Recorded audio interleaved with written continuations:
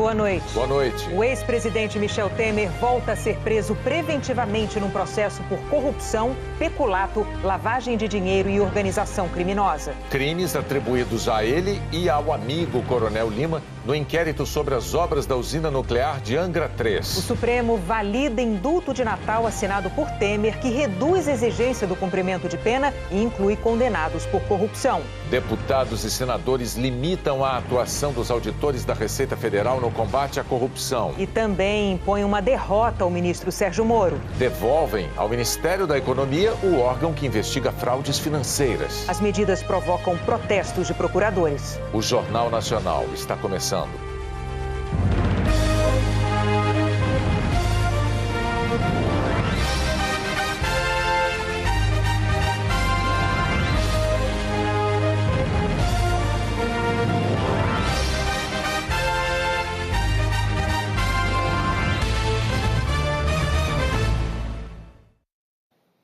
O ex-presidente Michel Temer está preso em São Paulo. Ontem, o Tribunal Regional Federal entendeu que a prisão do ex-presidente era necessária para a garantia da ordem pública. O ex-presidente Michel Temer voltou para casa na zona oeste de São Paulo logo depois que os desembargadores do Tribunal Regional Federal da 2ª Região, no Rio de Janeiro, revogaram o habeas corpus que o mantinha em liberdade. A decisão da Justiça se cumpre. Primeiro ponto. Segundo ponto, é claro que eu a considero inteiramente equivocada sob o foco jurídico. Eu sempre sustentei que nessas questões todas não há prova, vou defender os meus direitos até o fim. Logo depois, começou uma movimentação de amigos e advogados na casa do ex-presidente. Michel Temer é acusado pelo Ministério Público Federal de chefiar uma organização criminosa responsável por desvios nas obras da usina de Angra 3. Segundo o MPF, a empresa Argeplan do coronel reformado da Polícia Militar de São Paulo, João Batista Lima Filho, o Coronel Lima, participou do consórcio vencedor da licitação para a obra da usina nuclear de Angra 3 apenas para repassar valores a Michel Temer. Os dois já tinham sido presos no dia 21 de março com outros 3 réus e foram soltos 4 dias depois. No início da tarde, a juíza Caroline Vieira Figueiredo, que substitui o juiz Marcelo Bretas, que está de férias, expediu os mandados de prisão. No despacho, ela estabeleceu prazo até às 5 da tarde para que Temer e o Coronel Lima se apresentassem espontaneamente à Polícia Federal. E lembrou que uma regra do Supremo Tribunal Federal dispensa o uso de algemas em presos que não ofereçam risco. Pouco depois das 2h30 da tarde, Michel Temer saiu de casa. Em um comboio, escoltado por carros da PF, percorreu 12 quilômetros até a sede da Polícia Federal. O Coronel Lima saiu de casa por volta das 4 da tarde com o rosto encoberto e levou cerca de 40 minutos até chegar à PF. O Tribunal Regional Federal da 2ª Região, no Rio de Janeiro, acolheu o pedido das defesas e, um pouco antes das 5 da tarde, decidiu que o ex-presidente Michel Temer e o amigo dele, João Batista Lima Filho, podem ficar presos em São Paulo. As defesas tinham pedido para que os dois não fossem transferidos para o Rio de Janeiro, onde corre o inquérito, alegando que os dois já prestaram depoimento à polícia e moram na capital paulista. Eu reitero e digo que a determinação de prisão do ex-presidente não tem nenhum fundamento, porque ela é toda calcada em hipótese. E o que é pior, em hipótese sobre o mérito de uma acusação que nem foi objeto ainda da primeira defesa. No início da noite, o ex-presidente Michel Temer e o coronel foram levados até o IML, na região central de São Paulo, para fazer exame de corpo de delito. O procedimento é padrão em qualquer prisão. Eles ficaram lá por quase meia hora. Temer voltou para a sede da Polícia Federal, onde vai passar a noite. E o Coronel Lima foi levado para o presídio da Polícia Militar. A defesa do Coronel Lima não quis se manifestar. A defesa do ex-presidente Michel Temer entrou com um pedido de habeas corpus no Superior Tribunal de Justiça. Os advogados de Michel Temer protocolaram o pedido de liberdade no STJ em Brasília no começo da tarde. O ministro escolhido para ser o relator é Antônio Saldanha, porque já atuou em outros pedidos ligados a essa investigação. Mas Antônio Saldanha já avisou que não vai decidir sozinho. O habeas corpus de Michel Temer deve ser julgado na próxima terça-feira por um colegiado de ministros, que formam a 6ª turma do tribunal.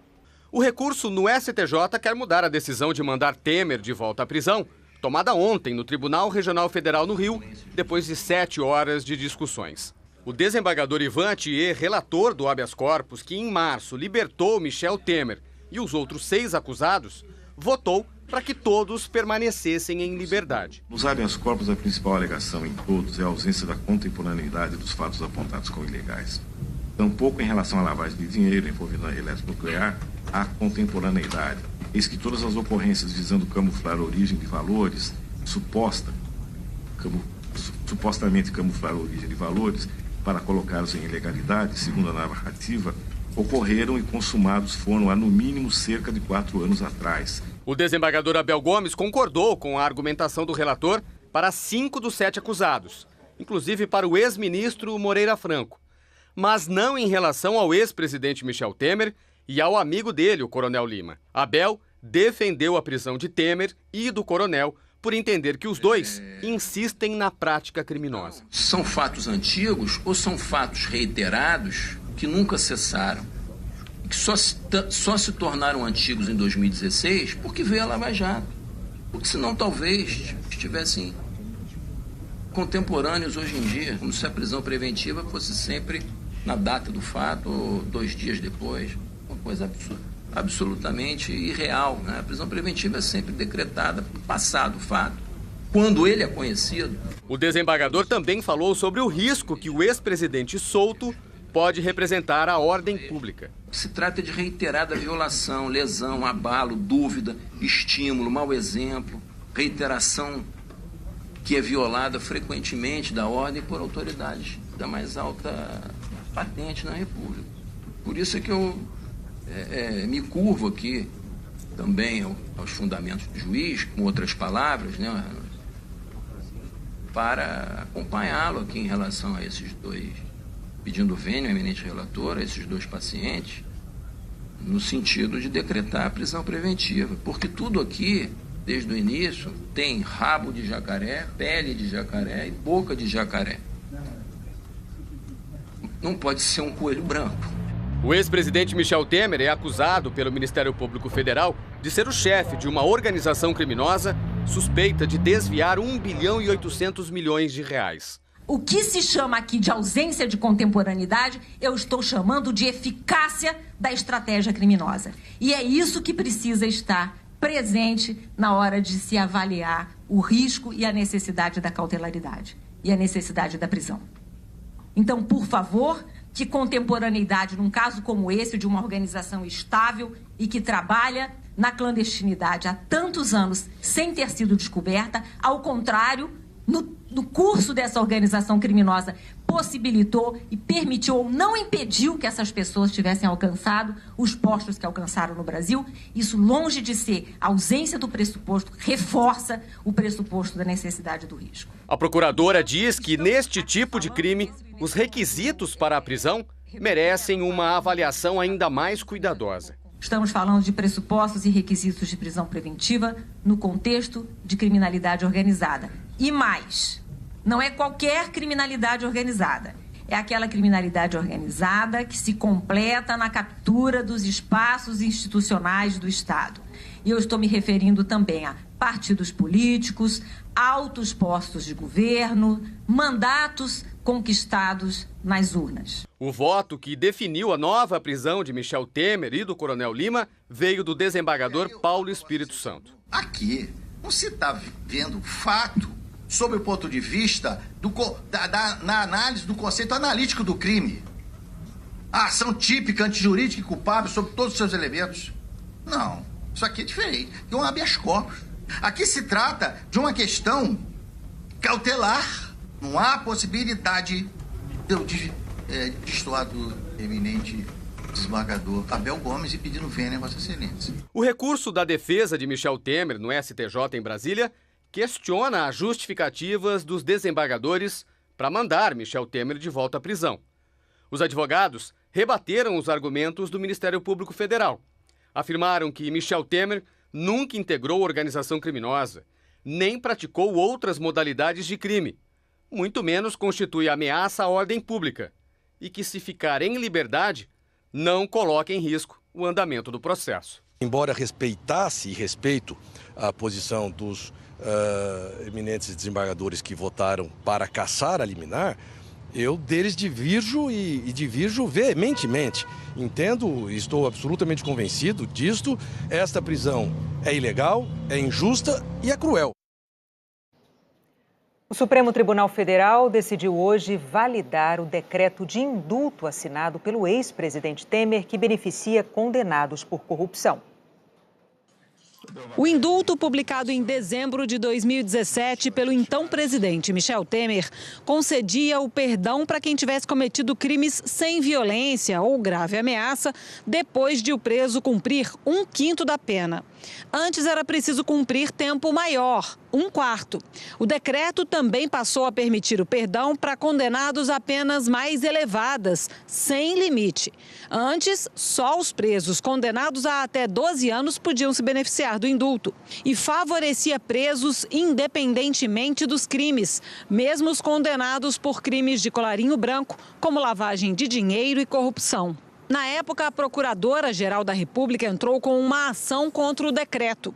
Raquel Dodge disse que o indulto mais generoso seria a causa de impunidade de crimes graves e que a Operação Lava Jato estava colocada em risco, assim como todo o sistema de responsabilização criminal. Uma liminar concedida pela então presidente do Supremo, Carmen Lúcia, e confirmada pelo relator, ministro Luiz Roberto Barroso, suspendeu as partes mais polêmicas do indulto até que o caso fosse a julgamento no plenário. Em novembro do ano passado, o plenário da Corte começou a analisar o assunto. Os ministros Luiz Roberto Barroso e Edson Fachin votaram contra o indulto de Temer. Outros 6 ministros votaram a favor, por entenderem que o presidente da República tem a atribuição constitucional de decidir sobre o indulto. O julgamento não foi concluído porque o ministro Luiz Fux pediu vista, mais tempo para analisar o caso. E de novembro do ano passado até hoje, as regras do indulto que beneficiavam presos por crimes de colarinho branco ficaram suspensas. Na sessão de hoje, Fux afirmou que, historicamente, indultos têm caráter humanitário, mas que o exercício desvirtuado desse poder destrói o sistema de incentivos. O ministro Fux votou para que fosse aplicado aos potenciais beneficiários do indulto de 2017 as atuais regras de indulto decretadas pelo presidente Jair Bolsonaro, muito mais rígidas. A redução indiscriminada e arbitrária das penas estabelecidas pelo Legislativo e aplicadas pelo Judiciário por obra de decreto concessivo de indulto em caráter geral, afigura-se atentatório ao princípio democrático e à separação de poderes, pois dessa forma o Executivo usurpa o poder de definir a magnitude da sanção criminal em contrariedade ao comando do artigo 30 do inciso 39 do artigo 5º da Constituição, segundo o qual a pena deve ser cominada pela lei. A ministra Carmen Lúcia também votou pela derrubada parcial do indulto. Eu farei a juntada de um voto, até porque já foi devidamente discutida a matéria aqui, e estou também assentando como o relator, a quem estou acompanhando em seu voto, que a edição deste decreto pode ser submetido, como já foi em outras ocasiões, já foi aqui afirmado, pelo descumprimento dos princípios da desproporcionalidade da medida proteção jurídica insuficiente, que agora foi, mais uma vez, anotado pelo ministro Vistor, ministro Luiz Fux. Eu estou, portanto, acompanhando no sentido de julgar parcialmente procedente nos exatos termos do ministro relator, Roberto Barroso. O último voto foi do presidente do Supremo, Dias Toffoli, que acompanhou a maioria dos ministros para manter o indulto de 2017. Eu peço ao relator e aos que o acompanharam para acompanhar a divergência e julgar improcedente a ação. Por 7 votos a 4, o tribunal decidiu validar na íntegra o indulto concedido pelo ex-presidente Michel Temer. Na prática, isso significa que todos os presos que em dezembro de 2017 preenchiam os pré-requisitos previstos naquele indulto, agora podem ter o perdão da pena, incluindo os condenados por corrupção. O ministro Luiz Fux questionou o resultado do julgamento. Isso significa dizer que aqueles absurdos todos vão poder... Não há absurdo, Data Vênia. Absurdo na ótica de Vossa Excelência. Absurdo na ótica de Vossa Excelência. Presidente, Vossa Excelência respeite a maioria formada. Respeite a maioria formada. Eu não imputei ninguém, eu acho um absurdo. Eu acho não, mas isso é uma situação... Cada um tem a sua opinião. O julgamento... E a sua independência. É isso. O tribunal está declarando constitucional o decreto. É isso que está se dizendo. Então, e aí qual é a consequência disso? A aplicação do decreto. Você vale pouco nesse sentido. Ministro Gilmar, ministro Fux, está proclamado, presidente. O ministro Barroso tomou a palavra para enfatizar que a decisão beneficiaria criminosos do colarinho branco. Presidente, eu acho que é preciso, como relator, e a minha posição não prevaleceu, o Supremo está decidindo que é legítimo o indulto coletivo que foi concedido com o cumprimento de 1/5 da pena, independentemente de a pena ser de 4 ou 30 anos, inclusive pelos crimes de peculato, corrupção, tráfico de influência, lavagem de dinheiro e organização criminosa. Presidente, eu reconheço, presidente, que a linha dura é aguerrida, muito aguerrida. A decisão deve beneficiar um dos presos da Operação Lava Jato, o ex-deputado federal Luiz Argolo, do Solidariedade, condenado a 12 anos e 8 meses por corrupção passiva e lavagem de dinheiro. Desde abril, ele está em liberdade condicional, em casa, e tem restrições de locomoção, mas poderá ter a pena completamente perdoada. Em relação a outros possíveis beneficiados, a situação será analisada caso a caso. A Defensoria Pública da União diz que não tem ainda um levantamento de quantos presos poderão ser beneficiados. A seguir, deputados e senadores limitam a atuação dos auditores da Receita Federal no combate à corrupção. E devolvem ao Ministério da Economia o órgão que investiga fraudes financeiras.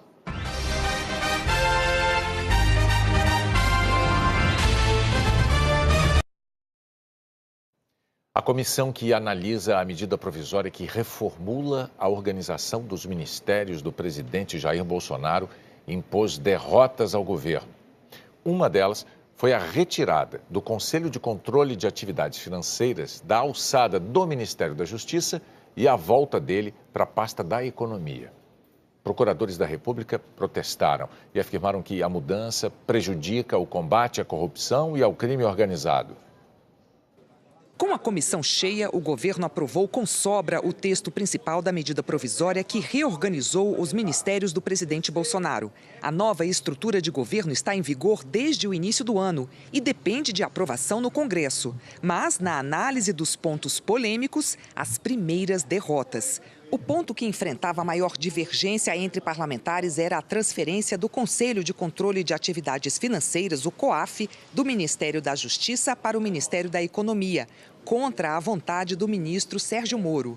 O COAF é responsável por ações de inteligência para prevenir a lavagem de dinheiro, ocultação de patrimônio, o combate ao crime organizado e o financiamento ao terrorismo. É considerado o cérebro de grandes investigações como a Operação Lava Jato. O relatório do líder do governo no Senado, Fernando Bezerra Coelho, mantinha o COAF na Justiça.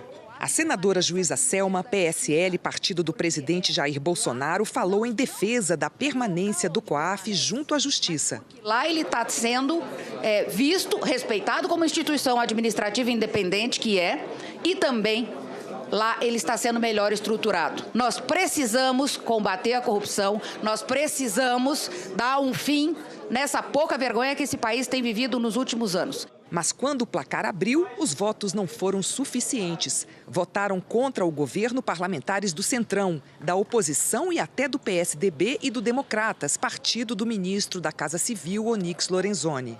Por 14 votos a 11, a comissão aprovou a transferência do COAF do Ministério da Justiça e Segurança Pública para o Ministério da Economia.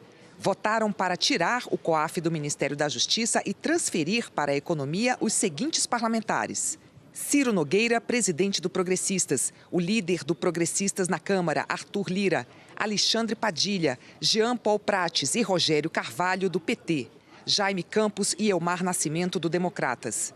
Valtenir Pereira, MDB, Célio Silveira, PSDB, Marques Beltrão e Neucinho Trade, do PSD, Luiz Carlos Mota, PR, Camilo Capiberibe, PSB e o deputado Subtenente Gonzaga, do PDT.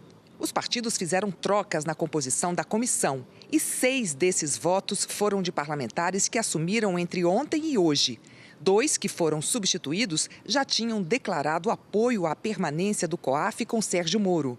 Joaquim Passarinho, substituído por Marques Beltrão, e Hildo Rocha, substituído por Valtenir Pereira. Votaram a favor do governo, ou seja, contra a retirada do COAF do Ministério da Justiça e acabaram perdendo. Os senadores Fernando Bezerra Coelho e Simone Tebet, do MDB, Antônio Anastasia, do PSDB, Rose de Freitas e Diego Garcia, do Podemos, senadora juíza Selma e o deputado Felipe Barros, do PSL, Randolfo Rodrigues, Rede, Alessandro Vieira e Daniel Coelho, do Cidadania, Otto Alencar, do PSD. O relator da medida provisória lamentou a derrota. Claro que foi derrotado porque nós queríamos que o COAF ficasse com o ministro Sérgio Moro. Vamos agora trabalhar para que a gente possa reverter esse resultado no plenário da Câmara e do Senado Federal. Nos bastidores, havia uma articulação entre partidos do Centrão e da oposição favoráveis à retirada do COAF do Ministério da Justiça, para votar ainda hoje no plenário da Câmara as mudanças feitas na comissão mista pela manhã. Líderes que não participaram dessa negociação disseram que se surpreenderam com a movimentação para votar no plenário, o que poderia impor nova derrota ao governo. O deputado Diego Garcia, do Podemos, que votou pela permanência do COAF no Ministério da Justiça, apresentou um recurso para adiar a votação na Câmara. Não podemos atropelar os trabalhos deste parlamento. As medidas provisórias devem ser apreciadas seguindo a ordem que trancam a pauta. E não pode o presidente se valer desse momento. Isso é desleal com o parlamento e com os parlamentares dessa casa. Disposto a colocar em votação, o presidente da Câmara acabou aceitando o pedido de adiamento de Diego Garcia. Vossa Excelência não tem o direito de me chamar de desleal, porque eu nunca fui desleal com essa casa. Vossa Excelência acabou de derrubar a medida provisória 870. Eu vou ler todas as medidas provisórias e todas as medidas provisórias serão votadas antes da 870. Vossa Excelência está tirando o COAF do ministro Moro na tarde de hoje. Depois da sessão, Diego Garcia disse que atuou para impedir uma nova manobra e cobrou o PSL, partido do presidente Jair Bolsonaro. Infelizmente, gostaríamos até de ter mais apoio do próprio governo, que acabou se silenciando nesse momento e não fazendo nenhuma manifestação. A votação em plenário deve ocorrer na semana que vem. O ministro da Justiça, Sérgio Moro, que à tarde participou de um evento em homenagem a pessoas e instituições que se destacaram na prevenção e combate à lavagem de dinheiro ou ao financiamento do terrorismo, afirmou que o Conselho é um órgão estratégico e espera que ele seja fortalecido na economia. De fato, hoje houve uma decisão não muito favorável a essa proposta do governo. Mas, independentemente do que aconteça, podem ter certeza que a postura do governo vai ser sempre de fortalecimento desse órgão, porque não é uma política do Ministério da Justiça e da Segurança Pública, é uma política de governo e hoje, na verdade, é uma política de Estado. É importante contar com o apoio de todos, para que o COAF seja fortalecido e mantido na sua configuração atual do seu papel de inteligência financeira, mas que nós estruturemos melhor o órgão, até mais do que nós fizemos nesses últimos meses, desde que ele veio para o Ministério da Justiça e da Segurança Pública. No Palácio do Planalto, o porta-voz disse que o presidente Jair Bolsonaro não viu derrota e que entende que se trata de uma decisão soberana da Câmara. Otávio Rego Barros afirmou que o presidente e ministros do Planalto vão analisar o que fazer. O nosso governo não cruza braços quando se trata de lutar por aquilo que ele acredita. O nosso presidente, junto com os nossos interlocutores e gerentes dessa ligação, que é o nosso ministro Onix, o nosso ministro Santos Cruz, estão analisando as possibilidades para manter a nossa posição ou adequar-se à decisão natural e soberana do Congresso. Procuradores da Lava Jato lamentaram a decisão da comissão especial. Chama atenção também o fato de que esse deslocamento do COAF do Ministério da Justiça retornando ao Ministério da Fazenda acontece justamente no momento onde o atual ministro da Justiça, ministro Sérgio Moro, se comprometeu a estruturar melhor o COAF, trazendo novos servidores e reforçando assim o seu trabalho. É fundamental que o COAF seja melhor estruturado para que todas as informações que ele recebe de bancos, de joalherias, de uma série de agências de profissionais possam ser revertidas em relatórios onde os sinais da lavagem de dinheiro sejam prontamente comunicados àqueles que podem tomar as providências cabíveis, o Ministério Público, a polícia. Agora à noite, o presidente Jair Bolsonaro afirmou que o COAF é uma ferramenta muito forte no combate à lavagem de dinheiro e à corrupção e que espera que o plenário da Câmara e do Senado mantenha o conselho no Ministério da Justiça. Outra medida que recebeu críticas foi a que limita o trabalho dos auditores da Receita Federal. Os auditores consideram que a mudança vai prejudicar as investigações sobre corrupção e crime organizado. Na votação da emenda que limita a atuação dos auditores da Receita Federal, mais uma derrota do governo. A proposta foi acolhida pelo relator, senador Fernando Bezerra Coelho, e impede a Receita de apurar crimes que não sejam de ordem tributária. 15 parlamentares votaram a favor de limitar o trabalho dos auditores fiscais da Receita Federal. Fernando Bezerra Coelho, Simone Tebet e Valtenir Pereira, do MDB. Ciro Nogueira e Arthur Lira, do Progressistas. Antônio Anastasia e Célio Silveira, do PSDB. Jaime Campos e Elmar Nascimento, do Democratas. Rogério Carvalho e Alexandre Padilha, do PT. Nelsinho Trade e Marques Beltrão, PSD. Rose de Freitas, do Podemos. Luiz Carlos Mota, do PR. 9 votaram contra a limitação do trabalho de investigação dos auditores fiscais. Juíza Selma e Felipe Barros, do PSL. Alessandro Vieira e Daniel Coelho, do Cidadania. Randolfo Rodrigues, Rede. Otto Alencar, PSD. Diego Garcia, do Podemos. Camilo Capiberibe, do PSB. Subtenente Gonzaga, do PDT. Hoje, quando os auditores fiscais se deparam com indícios de crimes, como o de lavagem de dinheiro, eles fazem representação ao Ministério Público Federal. E essas representações são acompanhadas desses indícios, que os auditores identificam durante as fiscalizações. Se essa mudança passar no Congresso, os auditores, por exemplo, só poderão cobrar imposto sobre a renda na comercialização de armas, mas não poderão representar um eventual crime de tráfico de armas para o Ministério Público Federal. Fontes da Receita Federal afirmam que essa mudança impede que auditores participem de investigações e forças-tarefas, porque, se aprovada, não poderão comunicar indícios sem ordem judicial.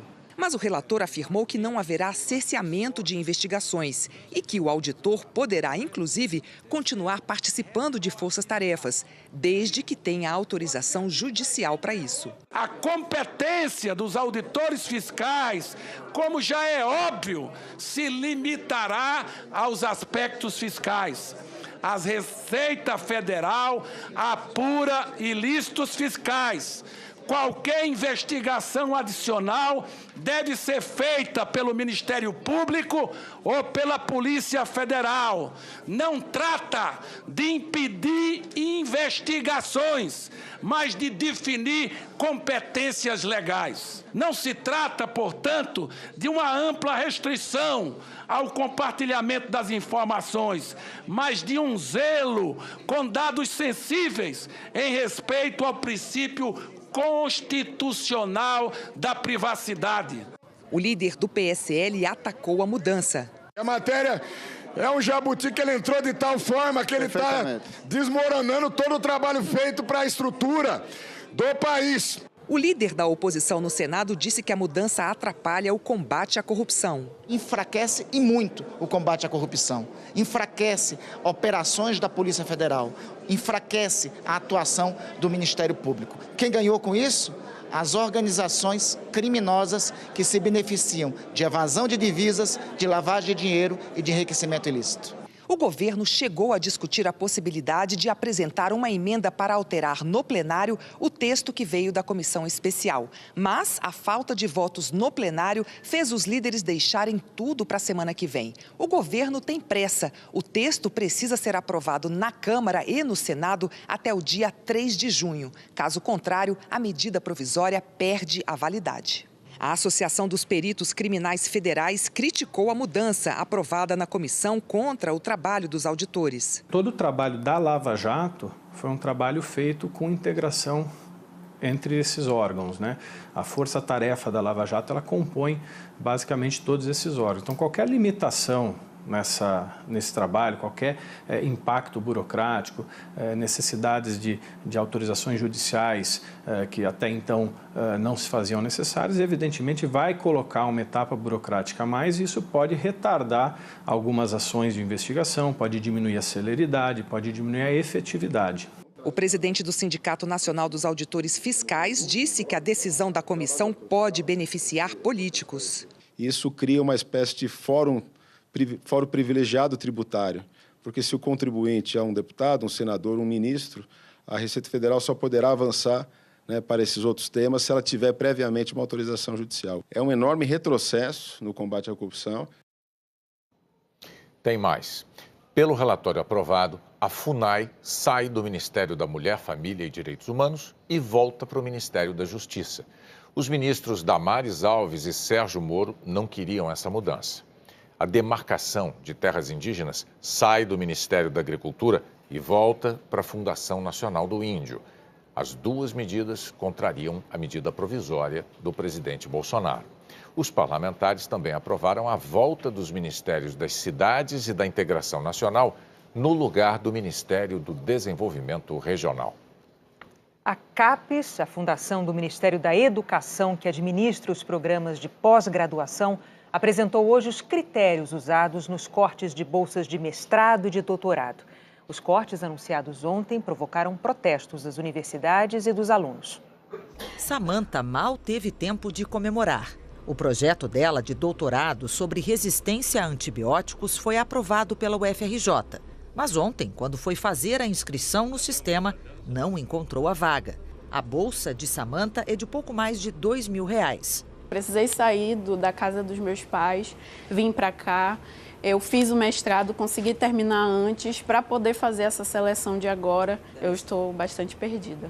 A CAPES, que coordena e financia a maioria das bolsas de mestrado e doutorado no país, informou que enviou um ofício ontem a pró-reitores de pós-graduação, informando que estava recolhendo as bolsas e taxas escolares não utilizadas no mês de abril e que a medida foi tomada para se adequar ao bloqueio orçamentário imposto pelo Ministério da Economia ao Ministério da Educação. Mas universidades afirmam que essas vagas estavam sendo preenchidas com a conclusão de processos seletivos. A Unicamp afirmou que pelo menos 40 bolsas foram recolhidas e que, em muitos casos, estava tentando inscrever o aluno e o sistema não permitia.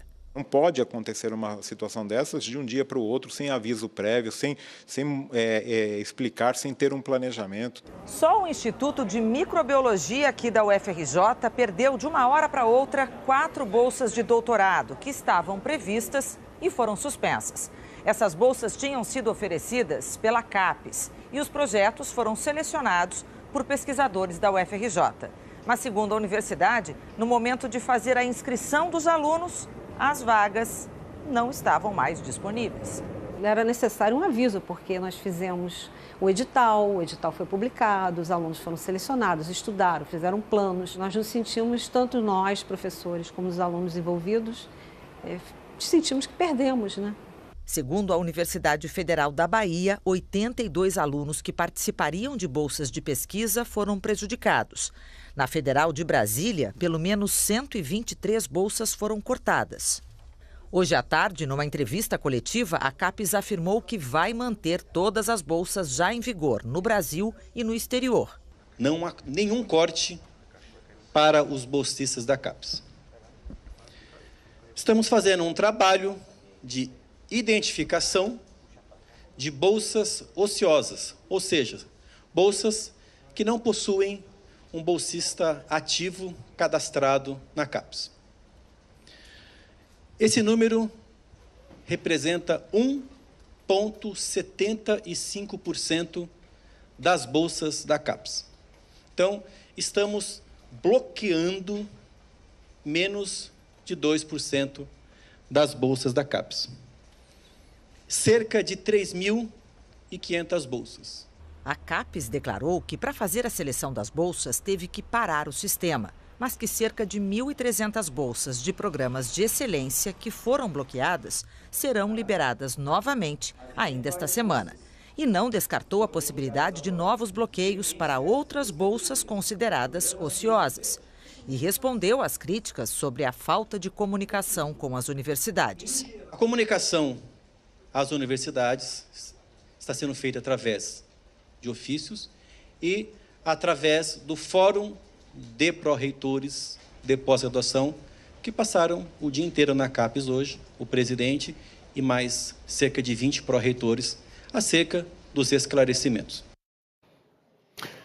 Bom, é hora da previsão do tempo. Você, eu não sei, mas eu e a Renata Vasconcelos estamos esperando a Maju Coutinho anunciar finalmente a queda das temperaturas no outono. Chegou a hora, Maju. Boa noite. Para o Rio, ainda não. Boa noite, Bonner. Boa noite, Renata. Boa noite a todos. Eu vou falar primeiro da frente fria, porque ela vem com força, Bonner e Renata, potente, está pintando na área amanhã. Logo de cara deve provocar temporais no Rio Grande do Sul, oeste de Santa Catarina e sul do Paraná. Aí no sábado a chuva se espalha pela região sul, chega até parte de Mato Grosso do Sul. No domingo, o ar frio, tão desejado pelo Bonner, que acompanha a frente fria, derruba as temperaturas no sul, em pontos do centro-oeste, e leva friagem até para áreas da região norte, lá para o Acre. Amanhã, o impacto dessa frente fria vai ser no Rio Grande do Sul. Tem previsão de pacote completo, aí chuva volumosa, raios, rajadas. Os maiores volumes estão previstos para Uruguaiana, também Santa Maria, Bagé, Dom Pedrito, mas é bom prestar muita atenção também à chuva que pode atingir aí Porto Alegre. No extremo norte do país, o alerta vale para Roraima, Macapá, para o norte do Pará e do Amazonas, onde deve chover a qualquer momento. Agora, nas áreas aí em verde claro, estão previstas as pancadas no período da tarde e em toda essa mancha amarela aqui, que toma conta de grande parte do centro-oeste, do sudeste, de pontos do nordeste. Aí sim, tempo firme o dia inteirinho, Bonner. Tá bom, mas pelo menos naqueles lugares que você mostrou que vai ter chuva, a gente pode esperar também temperatura um pouquinho mais amena, ou não? Isso mesmo, lá sim. Agora, no restante do Brasil, ainda temperaturas muito altas, Bonner. Olha só, 29 em Boa Vista, 30 em Manaus e Macapá e 31 em Belém. Nessas capitais aqui, apesar da chuva, a gente tem temperatura alta. 31 em São Luís e Fortaleza, 32 em Natal e 34 em Teresina. Também tem previsão de chuva. 32 graus em João Pessoa, no Recife, em Maceió e Aracaju e chuva à tarde. 29 graus em Salvador, bastante chuva a qualquer momento. 36 graus em Cuiabá, 33 em Goiânia e 32 em Campo Grande, pancada à tarde. Agora, temperatura amena, agradável, friozinho, 22 graus em Porto Alegre, a gente vai ter 25 em Curitiba, 26 em Floripa. São Paulo, 28 graus, Brasília com 29, Rio com 32, amanhã sol em tempo integral. O dia deve amanhecer embaçado, com previsão de nevoeiro no aeroporto Afonso Pena, lá no Paraná. São Paulo, Congonhas e Galeão, no Rio de Janeiro, com névoa. E tem também, Bonner, aviso de ressaca do litoral paulista até o litoral do Espírito Santo. Vamos ver se amanhã eu trago notícia de temperatura mais amena para vocês. Quem sabe, mas já deu uma informação importante sobre o alerta de ressaca, né, Maju? Obrigado, boa noite para você. Isso mesmo. Boa noite, até amanhã. A seguir, as reações mundiais à prisão do vice-presidente do parlamento venezuelano. E o motivo da crise entre o presidente Donald Trump e o Congresso americano.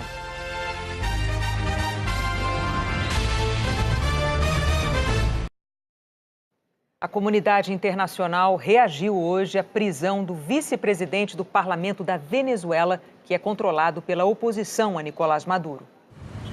A prisão aconteceu ontem à noite, quando Edgar Zambrano deixava a sede do partido dele. De dentro do carro, ele contou em uma rede social o que estava acontecendo. Estamos cercados pelo SEBIN, que é o Serviço de Inteligência da Venezuela. Zambrano, que é o vice-presidente da Assembleia Nacional, trancou a caminhonete em que estava e se recusou a sair. Outro deputado, colega de partido, contou que os agentes tentaram quebrar o vidro. Eles não conseguiram abrir o carro, então trouxeram um guincho e ele foi praticamente sequestrado, acusou Carlos Prosperi. Praticamente sequestrado. Zambrano e outros 9 deputados tiveram a imunidade parlamentar cassada pela Assembleia Constituinte, formada exclusivamente por apoiadores de Nicolás Maduro. Pelo menos 3 deles informaram hoje que estão em Caracas, hospedados por embaixadores de países como Argentina e Itália. Os deputados são acusados pelo regime de traição à pátria e de apoiar uma rebelião militar contra Maduro na semana passada. Desde 2017, a Venezuela tem 2 casas legislativas paralelas. A Assembleia Nacional, de maioria oposicionista, não reconhece a autoridade da Assembleia Constituinte e vice-versa. O Departamento de Estado americano declarou que a prisão de Zambrano é ilegal e que, se ele não for solto imediatamente, haverá consequências. A ONU e a União Europeia também pediram a libertação imediata do deputado. O Brasil e outros 10 integrantes do Grupo de Lima, criado para buscar uma solução para a crise da Venezuela, emitiram um comunicado em que rejeitam a decisão da ilegítima Assembleia Constituinte. A nota também afirma que a retirada da imunidade parlamentar dos deputados é um ato nulo e inconstitucional. Juan Guaidó chamou a detenção de Zambrano de sequestro e convocou novamente a população a voltar às ruas para protestar nesse sábado. Ontem, antes da prisão do deputado, Guaidó deu uma entrevista exclusiva ao comentarista da Globo News, Marcelo Lins, e afirmou que a situação no país tem que ser vista sem coloração política. Ele disse: falar que o que se passa na Venezuela é um tema de direita ou esquerda é uma desinformação. Os venezuelanos vivem uma crise sistemática de direitos humanos, corrupção que destruiu a Venezuela, violação sistemática de direitos civis, não há acesso a nenhum serviço. É um colapso completo da Venezuela. Perguntado se via uma intervenção militar como algo possível, Guaidó respondeu que essa é uma alternativa que deve ser usada responsavelmente e completou: devemos avaliar todas as opções para poder frear esse genocídio silencioso que vive a Venezuela. Essa opção é uma alternativa, mas não vamos confundi-la com o objetivo dos venezuelanos de ter mais liberdade, de ter democracia, de ter prosperidade e o que quisermos realizar daqui a alguns anos. Realizar eleições totalmente livres. Nos Estados Unidos, a investigação sobre uma suposta interferência da Rússia na eleição presidencial de 2016 abriu uma crise entre os poderes executivo e legislativo.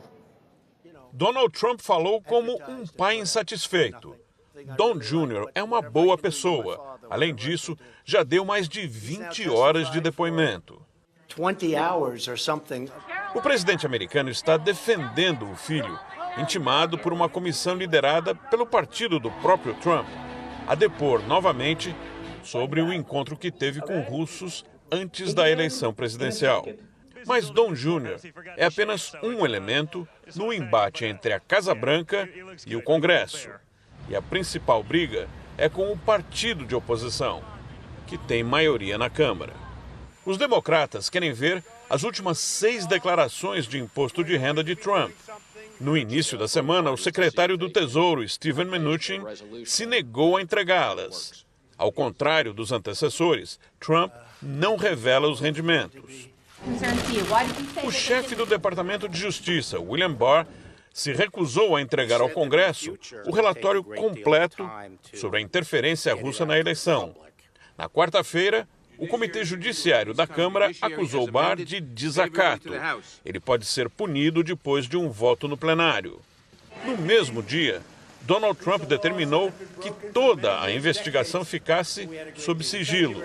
A oposição acusou o presidente de desrespeitar a Constituição, que dá ao Congresso o poder de fiscalizar o executivo. A estratégia de Donald Trump é envolver o poder judiciário num impasse e ganhar tempo. Os democratas, impacientes, podem partir para um processo de impeachment contra o presidente, o que também demora. Os dois lados estão de olho na próxima eleição. A única coisa que tem em comum é o tempo. Falta 1 ano e meio para que as urnas sejam abertas. O Papa anunciou medidas para responsabilizar religiosos por abusos sexuais ou por acobertá-los. Francisco determinou que eles denunciem qualquer suspeita de agressão sexual e qualquer pessoa poderá apresentar queixa diretamente ao Vaticano. O decreto papal obriga todas as dioceses católicas a adotar um sistema de notificação de abusos que seja acessível ao público. Aqui no Brasil, o Tribunal de Justiça do Rio de Janeiro manteve uma condenação do presidente Jair Bolsonaro por declarações homofóbicas.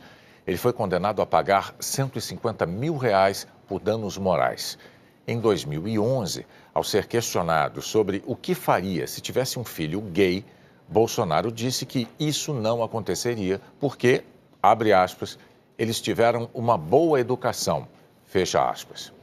O recurso analisado era um embargo de declaração, que pede esclarecimentos sobre a decisão. O embargo foi negado porque o tribunal entendeu que a condenação era clara. O presidente ainda pode recorrer a tribunais superiores.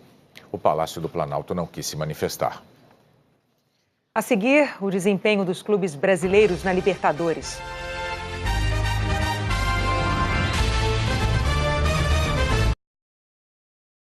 Dos 8 clubes brasileiros que disputaram a Libertadores, 6 conseguiram vaga nas oitavas de final. No treino de hoje, o Palmeiras era pura tranquilidade. A vitória contra o São Lourenço foi magra, mas suficiente para terminar a fase de grupos em primeiro lugar.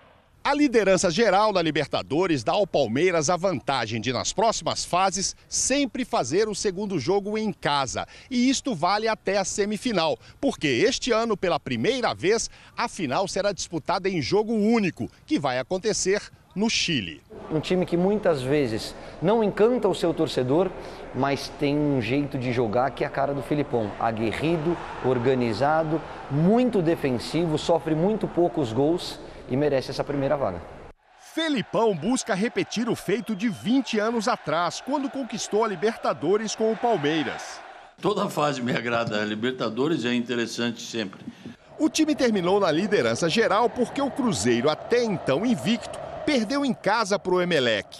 E talvez seja bom para aprendermos determinadas coisas, para estarmos preparados lá na frente. Nunca é bom perder em casa. No Uruguai, o Flamengo desperdiçou várias oportunidades de gol e ficou no 0-0 com o Peñarol. O empate garantiu a classificação em primeiro lugar. Mostrou no primeiro tempo, fora de casa, contra o Peñarol, mesmo do sufoco do segundo tempo, que é uma equipe que pode realmente brigar pelo título. No Sul, o Internacional fechou na liderança. Já o Grêmio venceu a Universidade Católica do Chile e ficou na segunda colocação. No sorteio das oitavas, na próxima segunda-feira, Renato Gaúcho vai saber qual líder de grupo irá enfrentar. A gente respeita todo mundo, mas pergunta lá para quem está em primeiro lugar se querem pegar o Grêmio. Já classificado, o Atlético Paranaense decide com o Boca Juniors, na Argentina, se será primeiro ou segundo colocado no grupo. Continuam na busca do título 6 dos 8 clubes brasileiros que iniciaram a competição. A grande decepção para mim nessa Libertadores fica por conta de São Paulo e Galo. Os dois tinham time para chegar mais longe e caíram muito precocemente. Agora a Libertadores faz uma pausa. As oitavas de final serão disputadas em julho, depois da Copa América. Oportunidade para alguns ajustes. Todo time tem que melhorar alguma coisa, porque mata-mata você tem que ter uma segurança a mais. Ajustar detalhes para manter viva a esperança de conquistar a América. O Jornal Nacional está terminando aqui. O Jornal da Globo é depois de Lady Night. Boa noite. Boa noite, até amanhã.